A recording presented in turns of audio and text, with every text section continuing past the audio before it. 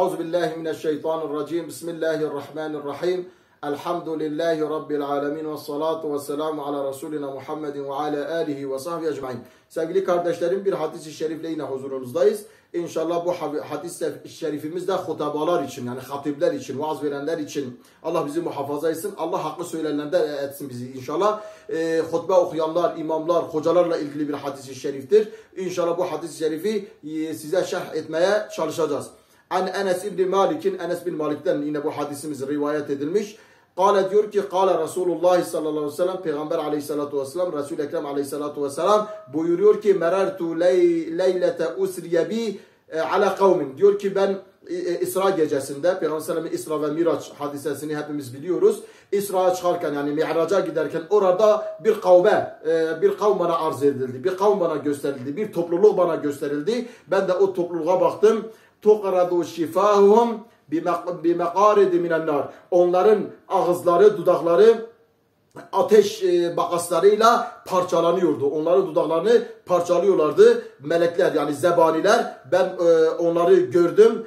Kale diyor ki Peygamber aleyhissalatu vesselam, kultu, ben dedim ki men haulai, dedim ki Cebrail aleyhisselama, bunlar kimlerdir? Niye bunların ağızları ateş makaslarla parçalanıyor, kesiliyor?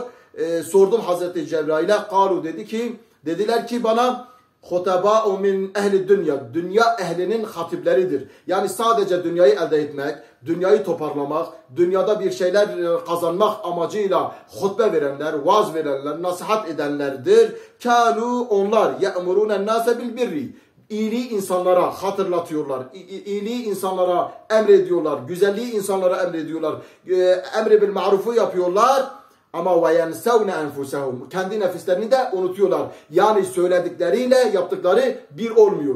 Yani söylüyorlar fakat o söylediklerini yapmıyorlar ve nefislerini unutuyorlar. Ve hum yatlûnel kitaba, onlar kitabı okuyorlar. Yani Kur'an-ı Kerim'i okuyorlar. Efela ya'kilûn, onlar akıl etmeyecekler mi? Akıl etmiyorlar. Onun için biz okuduklarımızda önce amil olacağız. Kendimiz amel edeceğiz. Sonra ne yapacağız? Sonra insanlara anlatacağız. Önce ilim, sonra amel, sonra ihlas. Bu üçüsünü elde edersek inşallah Allahu Teala bizi bu zümreden eylemez. Bütün hocalarımıza, bütün ilimle meşgul olup irşad eden insanlara bu hadis bir örnektir. Rabbim bu hadisin emirlerini tutan, Peygamber aleyhissalatu vesselam'ın hadisleriyle amel eden ve sonra ihlasa ulaşan insanlardan eylesin bizleri. Hepinizi Allah'a emanet ediyorum. Esselamu aleyküm ve rahmetullahi ve berekatuhu.